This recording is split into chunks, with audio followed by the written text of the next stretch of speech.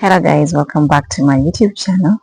Today we are going to look at companion planting in urban farming. I have been ranting about urban farming all the time, but we haven't really defined what urban farming is. Urban farming is the practice of cultivation, the normal things that you see me doing, and of course rearing of livestock as well.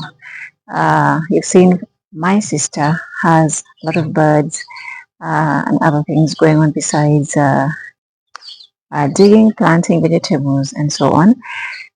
So urban farming is doing all that in the urban setting. Depending on your space that you have available, you can either choose to do just gardening, or you can choose to do both the livestock as well as, of course, gardening. In this channel, we avail you all the different methods of urban farming, the different types that you could practice depending on this kind of space you have available, and of course your resources. Most people in the town, the cities, rely on the farmers in rural areas to supply food, and that really affected people during COVID because transportation was very limited. So reliability on these other farmers was really, really hard. And given the climate change, guys, nowadays farmers grow their plants expecting the rains, and the rains don't come. You in the cities were expecting the farmers to bring food from the rural areas, supply.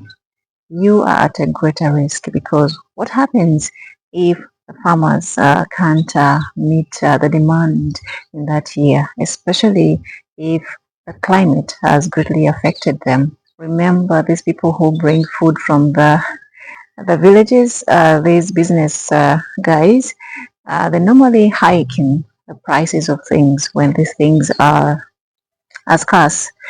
And you, as a person in town, already facing a lot given our economy, then you have to as well suffer from these prices and scarcity of food, which can be very dangerous for your family and yourself as well. So urban farming prepares us to face all of these challenges. Should the farmers not be able to grow, or they experience these other challenges that affects them greatly from supplying as usual, then you are not in panic because you have your own farm going on. So we look at the affordability. That is very important. Availability is also very important. So in this channel, we talk about all of these challenges that we face as urban farmers, and we provide solutions to that depending on what you can, of course, afford. When I visited some camps, especially refugee camps, you have very little space. You just have this household shelter, I would call it, and nothing much going on. So what can a person in that particular area do to grow his or her own food? So we provide solutions to this, and I told them that if you have that, we have like sacks, for example, guys. If you're in a very small shelter and you have sacks, are not expensive to get. You can just get one and fill it up with your soil, and then poke them and plant your sukuma and you have a whole garden growing vertically. So we provide all of these solutions depending on what you can afford, guys. It is we don't push you. I don't push you to go for expensive things. I just give a range of options that you can use to start your urban farm. There are people who don't even want to engage, like digging or getting their nails dirty. But where we are going, urban farming is greatly going to help, because if you have your own food, then you won't have to rely on government. should we go into crisis? Guys, we have elections going to happen. What are your plans? Yes, the elections are coming up and you don't know how it's going to be. It's always very crazy. So what plans are you making in regards to food in that time? What plans are you making for yourself and your family? Because you need to feed at that time. Should things, of course, go difficult, which I know might politics. But yeah, you should prepare for any crisis. Now we have the mpox, we have the COVID, we have this. Anything can happen. So you need to prepare yourself for this crisis, and you shouldn't cry when we can't get supplies from the rural areas, because with the rate of climate change, even if we don't have these crises happening, we are still experiencing very, very drastic climate change, which you as well can contribute to in the fight against it. Okay, like right now it is very sunny, but given like maybe 1 or 2 hours, it's going to be very cloudy and rainy. So for me personally, I don't understand the weather, the climate these days. I just go with the flow. Yeah, today we're going to look at companion planting and its benefits in regards, in line with urban farming. Why is companion planting very important in urban farming? The first one I'm going to tackle with you is one very important factor also regarding one of the challenges that we face as urban farmers, which is space. And supposing you have only this one particular bed, okay? Companion planting enables you to grow a variety of plants in one small space. So you increase the productivity of your space. So if I have maize growing, and then of course I have some beans, I have maybe black-eyed peas growing underneath, and I have something else growing. So this enables me to get not just maize, but also the beans and the peas, okay, depending on what you have decided to mix to go to plant in close proximity with each other. And of course there are those things that we call sister plants, okay, but we are not here to talk about that today. We are here to talk about companion planting in general. So companion planting enables you to plant a variety of things in one small space. So you increase the productivity of that space. You get your beans, you get your maize, you get other things that you have planted. So that is number one. Yeah, the other one that I am going to tackle is, of course, repelling of other pests. I talked about marigold, for example. When you grow this marigold, maybe with tomatoes or some other plant, they contribute, especially for you who are practicing organic farming. Then you're not using pesticides, right? So you're trying to use the natural things that you have around you to repel this and that and that and that. There's one of the things that you can employ in your urban farm is companion planting. I'm going to give still the example of marigold, that if you plant with tomatoes, you can repel some aphids, bugs, things like that. So it's very important to plant things together so that one or two of them repel different types of things, and you'll find that your other plant that you're trying to protect is safe. So that is another advantage of companion planting, especially for those of you who are really trying so hard to do organic, to go organic, which is very important for your health as well, and of course for the environment. Like I said in my previous video, our other focus is to fight, fight against climate change, and also contribute to environmental conservation, which are all interrelated. Okay.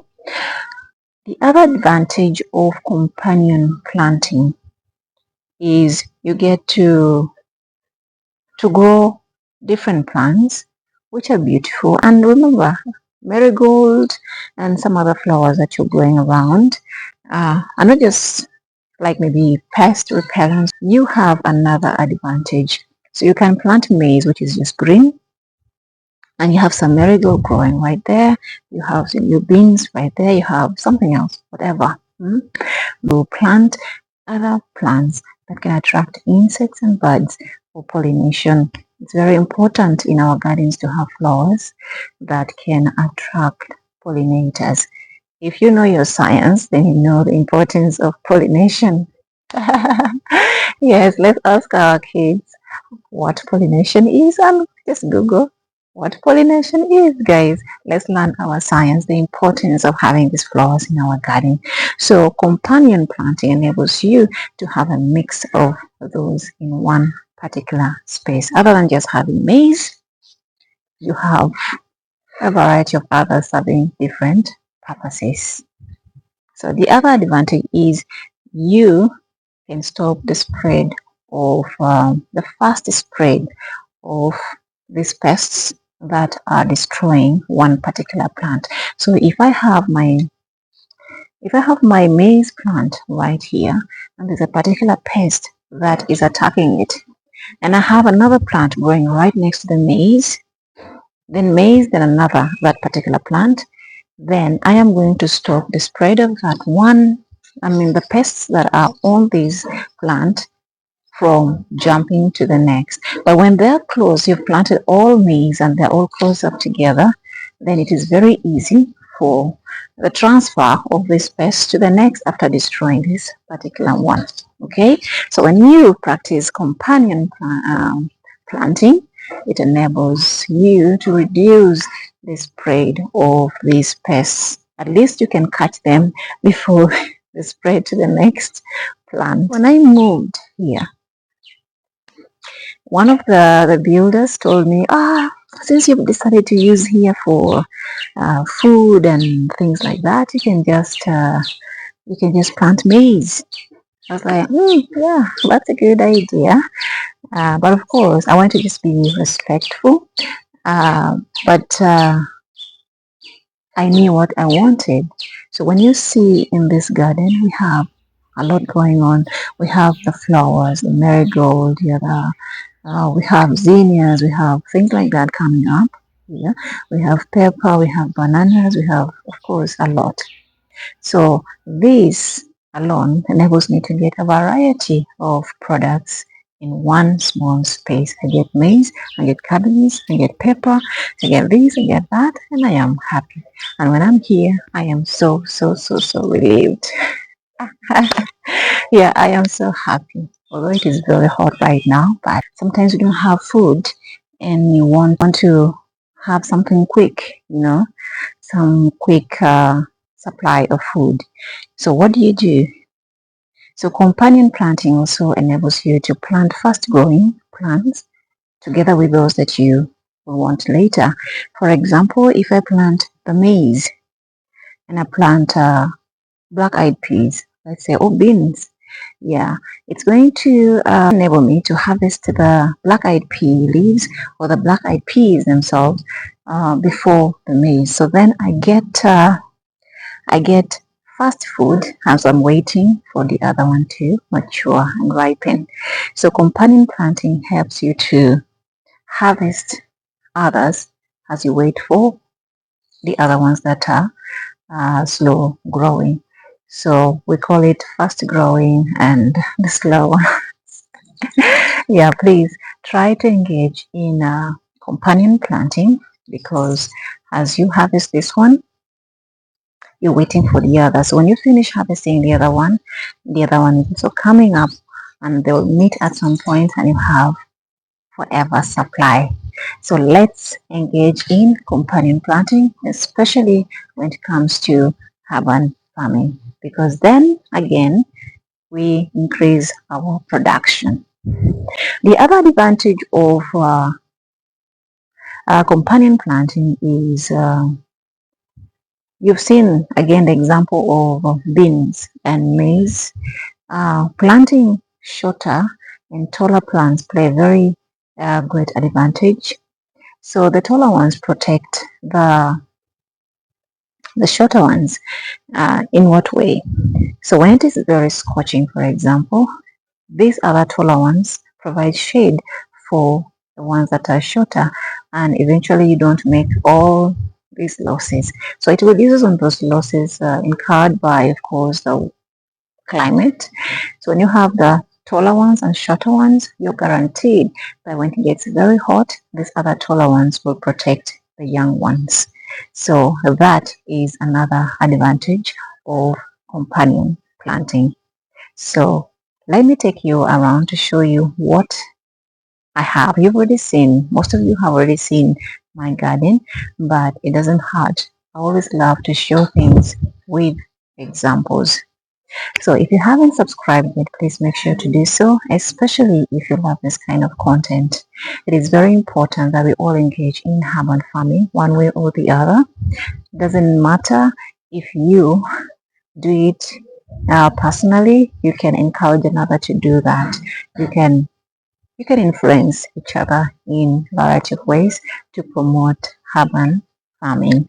If you love the video, please give us a like, and also don't forget to hit on the notification bell so that you're notified whenever I post a video on here. And guys, should you want to engage with me, please leave me a comment. It also helps our video to reach out to more. Remember, our main focus is to promote urban farming, and the more we engage with each other, the more it reaches out there. Okay, let's promote urban farming. I was trying to check on our carrots, but not yet. Mother rabbit gets to. Oh, guys, what do you do with your carrot leaves? If you don't have rabbits or anything else to eat, what do you do with it? I learned a very good recipe to make like, how do they call it? With the pasta, the dressing, the dressing for the pasta is very good. And also you can it's edible. So please, let's not waste our food. We can use both the leaves and of course the tuber. Okay. And again, let's teach our children what this is. When they ask them what root tubers or stem tubers are, you should be able to differentiate between a root tuber and a stem tuber. So yeah, it is very, guys, it's very nice to, urban farming is very good. Farming in general is very nice. But since we're in the city, now we are all fans of urban farming. Here I have maize growing and the beans underneath. And also I have the rocket that is growing under. The rocket is very good vegetable as well. My sister went to buy amaranth seed, our other sister, because Sarah and I have been encouraging them to start up their own urban farm. Yeah, we have two sisters who really don't like to get their hands dirty. But she was trying, so she got amaranth to plant, and she got the rocket instead. So when I came back from Soroti, from the east, she told me, "Oh, this guy gave us a weed." Yeah, unfortunately, most of these guys in the guys who package the seeds for sale, normally they make mistakes and they pack different seeds. So when you want cucumber or zucchini, you're going to get pumpkins instead. It happens a lot. So when you're buying, you should be ready for these other mistakes. So my sister wrote a rocket.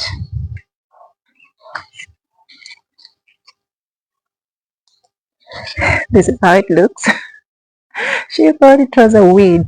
So I just told her, no, it's also a vegetable that you can consume. So don't think that you made any losses.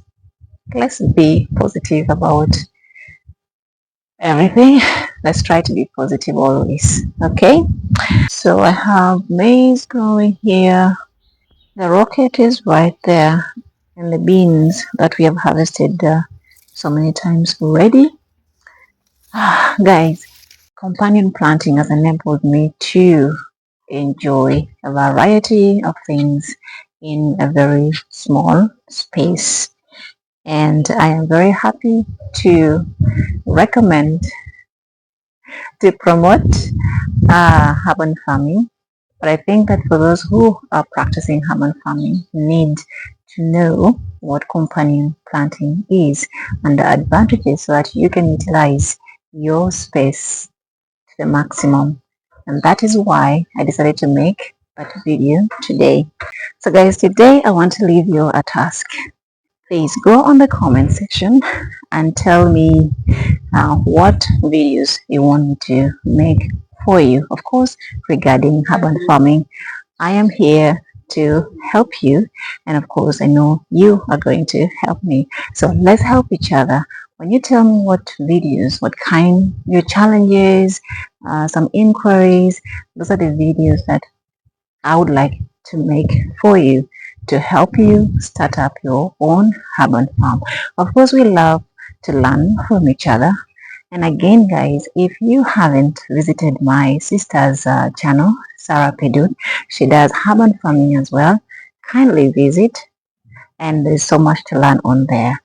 So we are all advocates, promoters of urban farming, and I hope that you start yours soon. But please leave me a comment and tell me how I can help you or what topics I can handle with you. If I can, of course, I will be happy to do so. Thank you guys for watching. I really appreciate you guys for sticking around with me. I appreciate you every day. I celebrate you. Thank you so much for your support. Until next time, bye bye.